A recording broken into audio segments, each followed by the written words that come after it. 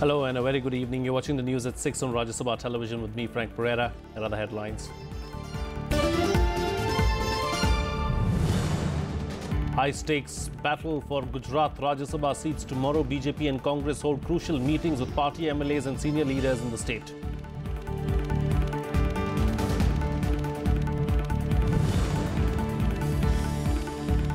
Karnataka Energy Minister D.K. Shivkumar appears before the Income Tax Department for questioning. Officials claim they seized cash and jewellery worth over 15 crore rupees from him.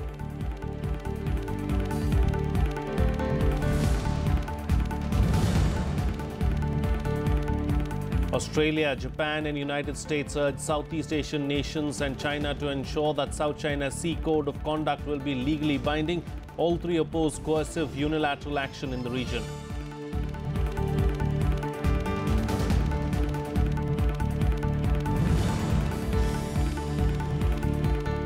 And Venezuelan President Nicolas Maduro pledges to impose maximum penalty on anti-government fighters who attacked an army base on Sunday.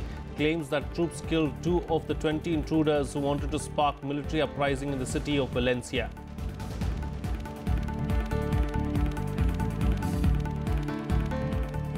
Karnataka Energy Minister D.K. Shivkumar appeared before the Income Tax Department in Bengaluru for questioning.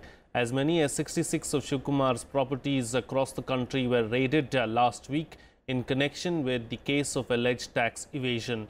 The IT officials claimed they seized cash and jewellery worth over 15 crore rupees. Opposition parties accused the BJP of facilitating raids against Shivkumar ahead of the Gujarat Rajya Sabha polls. See, they have been summoned us on what statement we have given earlier. They want us to confirm. I have confirmed whatever statement I have given. They were very happy. I am happy. So they have taken care of very well. I don't want to speak on this at present now. Politics is already discussed. You people have discussed, various others have discussed. I don't want to discuss politics. Well, India's sex ratio at birth has declined even as per capita income has increased nearly 10 times over the last 65 years. The consumption of spurious medicines by couples in the quest for a male child is on the rise. The use of such medicines is leading to defective genitals in children. Kriti Mishra brings us these details. Couples desiring a male child are often caught in a trap, buying spurious drug preparations that cause stillbirths and congenital defects among children. These drugs are usually sold by underground networks and even online shops that promote such illegal sex selection drugs. Some medicine was there in which it was written कि शर्तिया आपको लड़का ही पैदा होगा. Nobody can guarantee this thing, but it is coming in the paper. And second thing comes, how a people can give those medicines in the market without the approval of the Drug Controller of India. A report points that 0.5% mothers use these preparations to conceive a male child. If the first child is a girl, the proportion of mothers who use these sex selection drugs increases to 10%. For couples with 2 daughters, it increases to a whopping 40%. Pregnant women who use these drugs run a 3-fold risk of giving birth to a child with congenital defects compared to women who do not consume them. And of the 100 babies born with genital deformity, only 3 are due to natural disorders, while the rest are due to the use of medicines to ensure the birth of a male child. The Rajya Sabha also expressed concern over this issue. BJP MP Vinay P. Sahasrabuddhe asserted that children born with ambiguous genitals after the consumption of these drugs are often abandoned or given to the transgender community. First and foremost required is a very massive campaign of public awakening. Because what happens is that in the quest of male child, people are in a way induced to consume certain drugs which are medically not established, clinically not proven, and even then they consume those drugs, and those drugs create a havoc and with the child who is still in the womb, and thereafter what happens is that it distorts the natural process of formulating his gender, and therefore you get kids with suspicious or ambiguous gender. Sex selection and female feticide has given India one of the world's most skewed sex ratios. The World Bank says that by 2031, India will have 936 females per 1,000 males, which is lower than 1951 sex ratio of 946 females per 1,000 males. The government has implemented regulations to prevent female feticide, but stronger implementation is needed to curb the use of sex selection drugs. Kriti Mishra, Rajya Sabha TV. Now to Gujarat, where all 44 Congress MLAs who were lodged at a Bengaluru resort for 9 days returned on Monday only to be taken to another resort in Anand. The fate of senior Congress leader Ahmed Patel will be decided tomorrow in the Rajya Sabha polls. Here's a look at all the developments. It's a high-stake battle in Gujarat with BJP chief Amit Shah and Congress stalwart Ahmed Patel contesting the Rajya Sabha election on Tuesday. And battle lines have been drawn with no one leaving any stones unturned. Amit Shah is holding meetings with party MLAs and senior leaders in the state capital Gandhinagar. While Congress heavyweight Ahmed Patel is meeting with his party MLAs at a resort in Anand about 76 kilometers away. This is where Congress's 44 MLAs have been whisked away after returning from Bengaluru, where they were camping for the past 9 days. મને મારા ધારાસભ્યો પર સંપૂર્ણપણે વિશ્વાસ છે અને ચોક્કસપણે પરિણામ ખૂબ જ સારું આવશે અને અમારા પક્ષમાં આવશે. Congress had sent its MLAs to the Bengaluru resort to prevent any more defections after 6 MLAs quit the party following a rebellion by veteran leader Shankar Singh Waghela, taking the Congress's tally in the House from 57 to 51 in the 182-member House.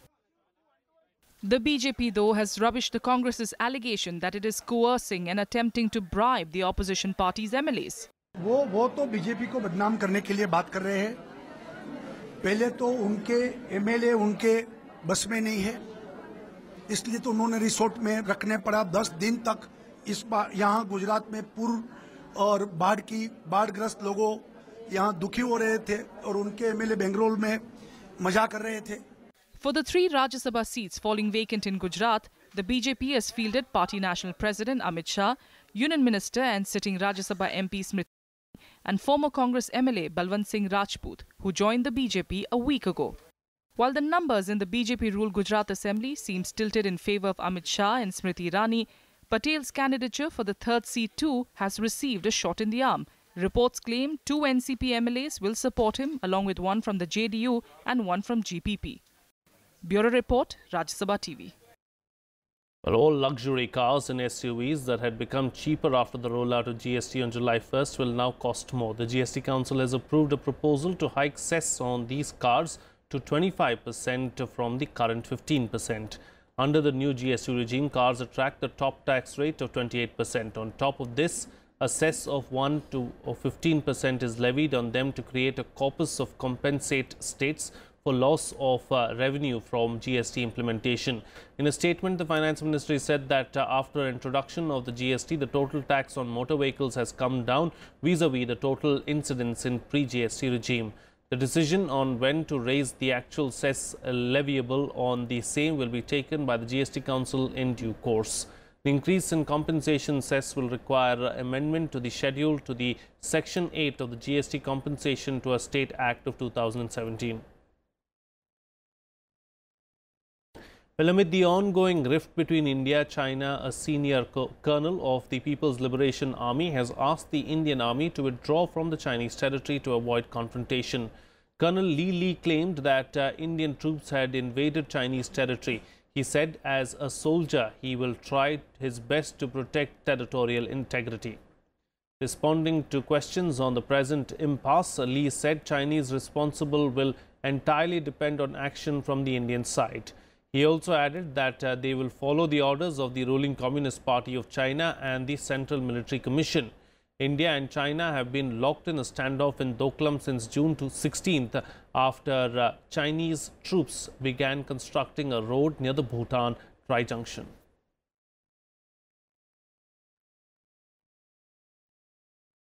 Well, Vice President Mohammad Hamid Ansari has stressed on tolerance to become an essential national virtue to promote harmony transcending sectional diversities. Delivering the 25th National Law School of India convocation address in Bengaluru, Vice President Ansari said that justice, equality, brotherhood and freedom is the essence of a strong democracy. He also added that communal harmony and brotherhood are the identity of the country. He also expressed concern over increasing hyper-nationalism. He said principles evolved by political parties based on religion amount to recognizing religion as a part of the political governance violates the basic features of the Constitution. He presented medals to toppers in various law programs. Chief Minister Siddaramaiah, Governor Wajubhai R. Wala and Chief Justice of India J.S. Keher were present on the occasion. Modern democracy offers the prospect of the most inclusive politics of human history. By the same logic, there is a thrust for exclusion that is a byproduct of the need for cohesion in democratic society. The relationship between identity and inequality lies at the heart of secularism and democracy in India. The challenge today then is to reiterate and rejuvenate secularism's basic principles: equality, freedom of religion, and tolerance. Do we go about creating conditions and space for a more comprehensive realization of the twin objectives of pluralism and secularism, and in weaving it into the fabric of a comprehensive actualization of the democratic objectives set forth in the Constitution? Here's a roundup of the other news from across the country in Nationwide.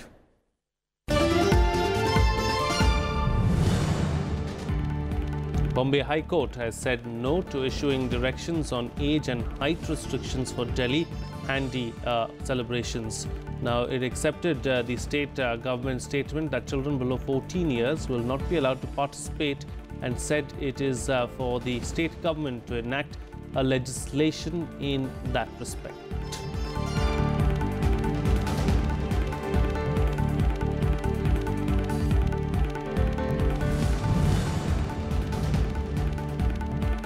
Kerala High Court ordered BCCI to lift the lifetime ban on former cricketer S. Sreesanth in the wake of the 2013 IPL spot fixing scandal. The BCCI had informed Sreesanth of its decision in a letter which led to Sreesanth challenging the life ban decision. However, the BCCI had refused to alter its disciplinary decision even after the verdict.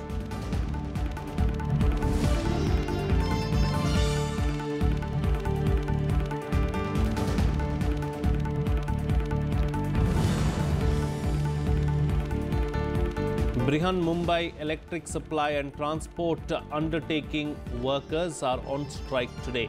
The strike puts citizens in inconvenience at Raksha Bandhan is being celebrated today. Employees have been at loggerheads for the past few days with the BMC over several issues, including irregular payment of salary. Meanwhile, the state government has warned of invoking Maharashtra Essential Services Maintenance Act against the employees who go on strike.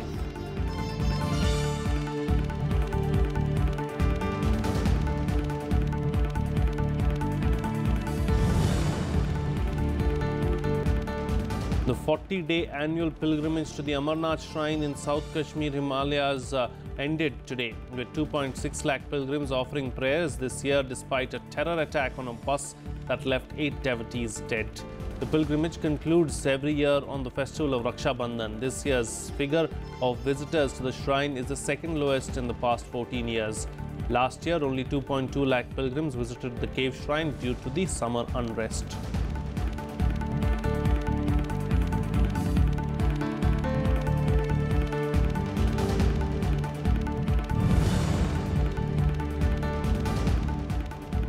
Congress MLAs disrupted the proceedings of the Kerala Assembly today over rising political violence in the state involving the ruling CPIM as well as the BJP and RSS.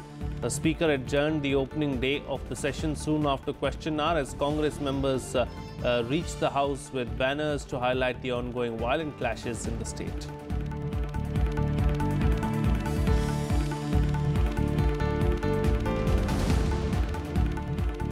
Well, it's time for a short break now, but news and updates will continue on the other side. Stay tuned, we'll be right back.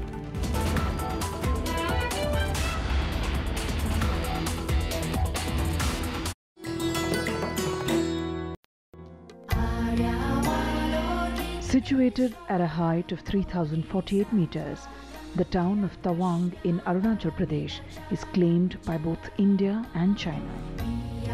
It was historically a part of Tibet, inhabited by the Monpas. The Tawang monastery in the town is the largest Buddhist monastery in India. It was inspired by the 5th Dalai Lama, Ngawang Lobsang Gyatso, and was built in 1681 by Merak Lama Lotre Gyatso. Tawang monastery stands on top of the mountain, 10,000 feet above sea level, also known as the Golden Namgyal Latse. The centerpiece of the 3-storied monastery is a massive, richly adorned statue of Lord Buddha, whose benign presence blesses one and all.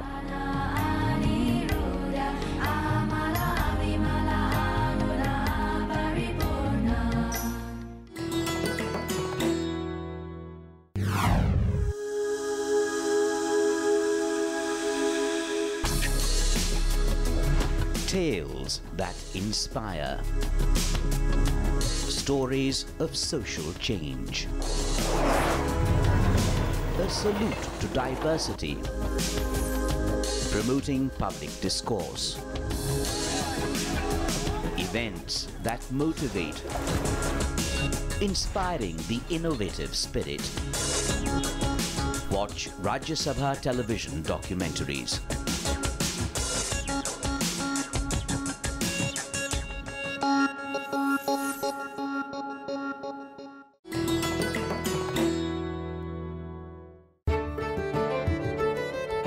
Rajo Ki Baoli, located in Mehroli, is considered the most ornamental of Baolis in the national capital. It was built by Daulat Khan during the reign of Sikandar Lodi in 1516. Rajo refers to masons who used it. The entire structure is subterranean, so only the topmost story is visible as the visitor approaches. Walk towards its steps and each lower level slowly reveals itself. The top floor has a row of arched niches. There are 3 levels going down with 66 steps. The Baoli complex has a 12-pillar tomb and a mosque with plaster decoration on it. Carved brackets support the chhajja below the parapet. There are rooms behind this arcade, meant for shade and shelter for visitors. The Baoli combines Islamic architecture with hints of Hindu engravings and geometric designs.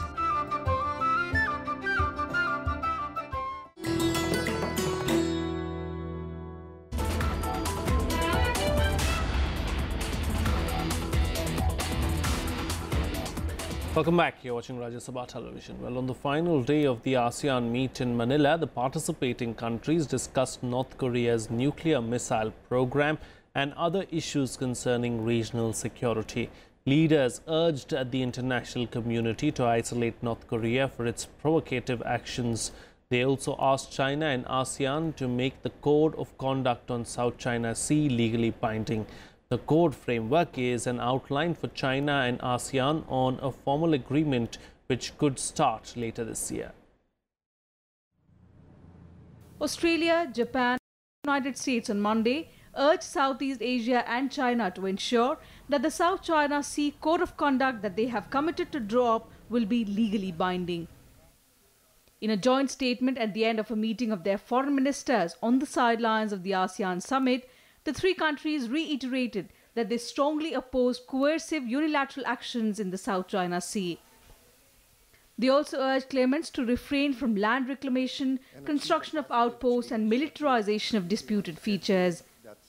Representatives of the 3 countries also urged the international community to pressure North Korea to abandon its provocative path and apply additional diplomatic and economic measures on Pyongyang over its missile tests. Well, the best signal that North Korea could give us that they're prepared to talk would be to stop these missile launches. We've not had an extended period of time where they have not taken some type of provocative action by launching ballistic missiles. So I think that would be the first and strongest signal they could send to us, is just stop these missile launches. Obviously, we have other means of communication open to them. to certainly hear from them if they have a desire to want to talk. The ASEAN chair also conveyed regional security concerns to North Korea's foreign minister. Bureau Report, Rajya Sabha TV. In some more international news now, Venezuela's President Nicolas Maduro has vowed that a band of anti-government fighters who attacked an army base in the country will get the maximum penalty as his administration roots out his enemies. Troops killed 2 of the 20 intruders who slipped into the Paranaque early on Sunday. Their intent was to foment a military uprising. 1 of the invaders was injured, 7 captured and 10 got away. The attack came as Venezuela's controversial Constitutional Assembly gets down to work.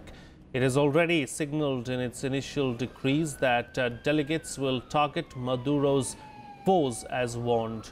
The Constitutional Assembly is expected to meet again on Tuesday, even as lawmakers in the opposition-controlled National Assembly meet for a session on Monday. Leaders of opposition groups have called for renewed protests on Monday.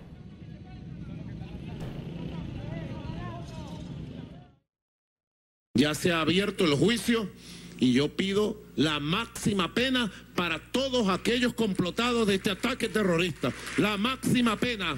Esa factura se pagó desde Miami y desde Colombia. Ahí mismo salió el Marco Rubio a decir que había un alzamiento militar en Venezuela y apoyarlo. Here's a roundup of the other international news and global buzz.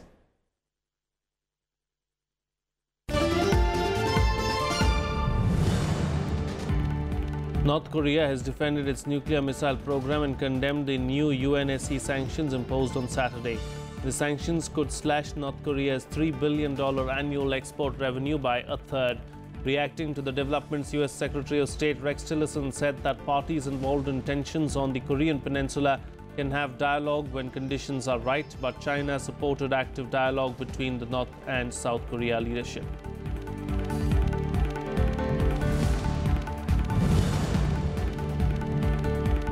Over 180 sub-Saharan migrants crossed into Spain from Morocco in the early hours of Monday after running through a border gate into the enclave of Ceuta, surprising Moroccan and Spanish security forces. The Red Cross said it had assisted 186 people following the Monday morning rush across the border. Once inside Spain's enclaves, migrants are usually taken to temporary shelters and later moved to the Spanish mainland or returned to their country of origin.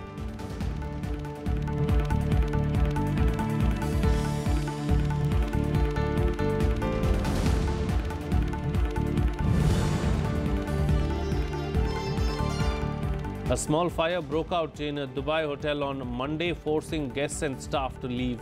This was the third such blaze in the United Arab Emirates tourism and trade hub in less than a week.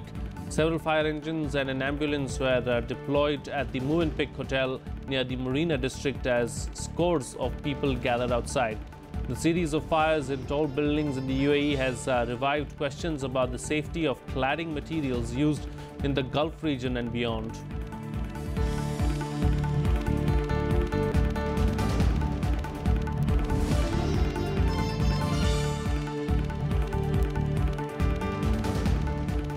Well, that's it on this newscast. Have a good evening.